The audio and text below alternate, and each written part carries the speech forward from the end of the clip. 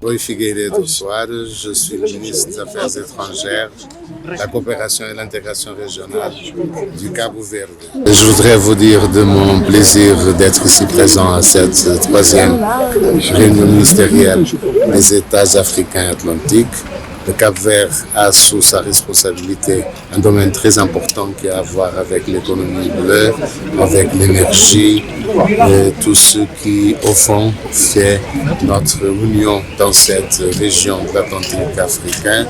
Et je voudrais vous dire, je viens de présenter mon compte rendu de ce que constituera notre plan d'action comme un ancêtre très important de matière, tout ce qui a à voir avec l'océan, avec l'économie bleue, avec l'énergie aussi renouvelable, avec les sources d'énergie renouvelable que nous avons.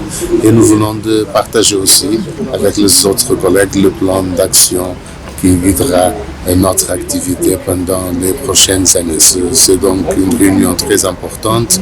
Je voudrais en profiter pour remercier mon frère Nasser Bourita, ministre des Affaires étrangères du Royaume du Maroc, et les autorités marocaines, spécialement Sa Majesté le roi Mohamed VI aussi, pour tout ce qu'il fait en faveur de d'une zone de paix, sécurité et développement dans l'Atlantique africain. Merci. Ministre des Affaires étrangères, de la francophonie et des Congolais de l'étranger, de la République du Congo, à ne pas confondre avec la République démocratique du Congo. Voilà. Je suis ici à Rabat pour prendre part à la réunion ministérielle sur ce processus en gestation, le processus des États africains de la façade atlantique, un processus qui a été initié ici à Rabat. Voici une bonne dizaine d'années, qui est un tout petit peu passé inaperçu au moment où il a été initié, mais au moment où notre monde est en pleine recomposition, on le voit à travers les événements qui se déroulent en Europe et qui ont des répercussions sur tous les pays du monde. On le voit aujourd'hui que un monde nouveau est en train d'émerger. On ne sait pas encore quels en seront les contours. Eh bien, c'est une approche intelligente que celle que nous avons ici en Afrique, de valoriser la façade atlantique, de comprendre l'importance stratégique d'appartenir à cet espace providentiel, si je puis dire, cet espace vital. La République du Congo est l'un des pays qui dispose d'un des plus grands ports en eau profonde dans tout le golfe de Guinée.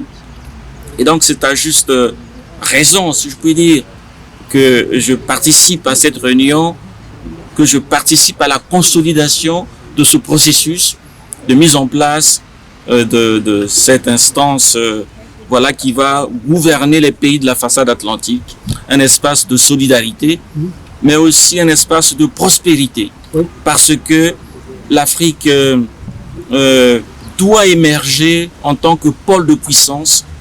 C'est la respectabilité du continent découlera de notre puissance économique.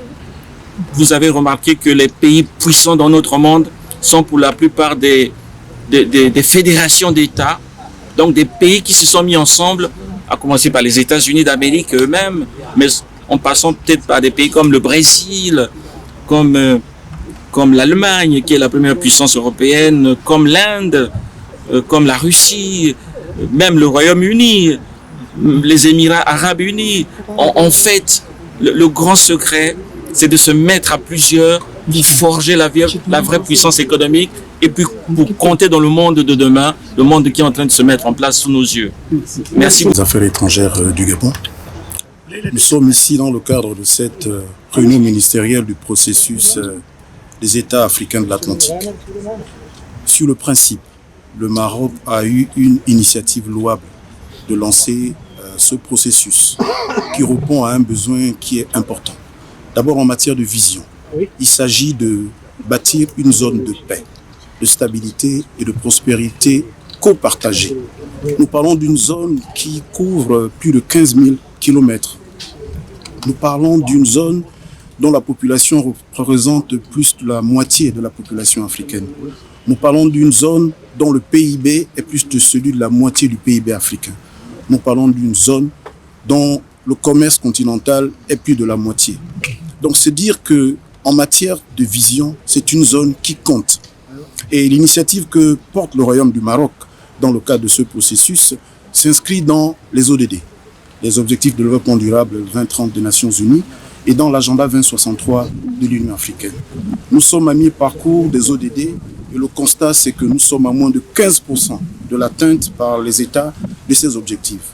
Donc, une initiative comme celle de ce processus permet de renforcer les capacités des États dans une démarche inclusive, dans une démarche flexible de traiter les questions qu'ils ont en partage, que ce soit des questions de sécurité, et c'est ce qui reprend la thématique paix et sécurité, ou de questions d'économie, ou des questions d'environnement, pour couvrir les trois thématiques.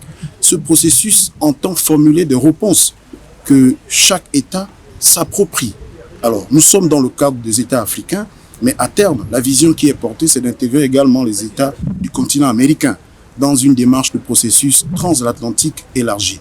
Donc, c'est un processus important. C'est une rencontre de Rabat qui ne fait que traduire l'engagement que le Royaume du Maroc a toujours eu sur les questions du continent. Vous vous souvenez de la COP de Marrakech, à l'issue de laquelle les 3 commissions climat ont été créées. Aujourd'hui, nous sommes dans le cadre de ce processus et nous sortons avec une déclaration de Rabat, nous sortons avec un programme d'action et un plan d'action qui appelle à des actions concrètes. Je vous remercie.